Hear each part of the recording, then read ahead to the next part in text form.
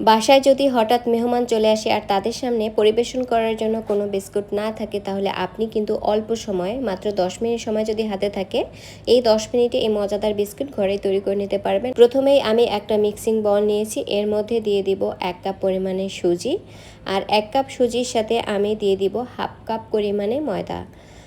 সব measurement follow করার চেষ্টা করতে হবে। 2 টেবিল চামচ গুঁড়া দুধ ব্যবহার করেছি, এটি কোনোভাবেই স্কিপ করা যাবে না। এই পর্যায়ে এখানে আমি হাফ কাপ গুঁড়া চিনি দিয়েছি, চিনির সাথে আমি কিন্তু 1 চিমটি লবণও একসাথে গুঁড়া করে নিয়েছি। এখন সবগুলো উপকরণ একসাথে ভালো করে মিশিয়ে নিতে হবে, আর বিস্কিট তৈরির ক্ষেত্রে গুঁড়া চিনিটা ব্যবহার করলে বিস্কিটটা বেশি ভালো হয়। এখন এখানে আমি আরও একটি উপকরণ অ্যাড করে দিব, হাফ চা চামচ বেকিং পাউডার। এখন সবগুলো শুকনো উপকরণ একসাথে খুব ভালো করে মিশিয়ে নিতে হবে, যাতে করে বেকিং পাউডারটা সবগুলো উপকরণের সাথে খুব সুন্দর করে মিশে যায়। এই পর্যায়ে আমি রান্নার রেগুলার তেল নিয়েছি হাফ কাপ। আমি অল্প অল্প করে তেল নিয়ে তারপরে একটা ডো তৈরি করে নিব, আর এই ডোটা তৈরি করার জন্য আমি কোনো পানি বা অন্য কিছুই ব্যবহার করব না, তেল দিয়েই এই ডোটা তৈরি করে নিব। তবে পর্যায়ক্রমে তেলটাকে ব্যবহার করেছি, কারণ যাতে এই ডোটা অতিরিক্ত নরম না হয়ে যায়। তো আমার হাফ কাপ তেলের সাথে আরও 2 টেবিল চামচ তেল লেগেছে এই ডোটা পারফেক্টলি তৈরি করার জন্য।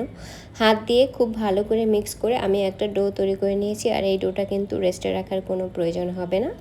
এখন সাথে সাথেই আমি বিস্কিটটা তৈরি করে নিব, আর বিস্কিট যাতে সবগুলো সমান সাইজের হয়, তাই আমি 1 টেবিল চামচের যে চামচ রয়েছে সেটা দিয়ে মেপে তারপরে ডোটা নিয়ে নিব। তারপরে সবগুলো ডো প্রথমে হাত দিয়ে একটু গোল গোল করে দিয়ে তারপরে আমি হাত দিয়েই আজকের এই বিস্কিটগুলো তৈরি করে নিব। আমি আজকে যে শেপে বিস্কিটটা তৈরি করেছি এটা একদম সহজ, যে কেউ তৈরি করে নিতে পারবেন।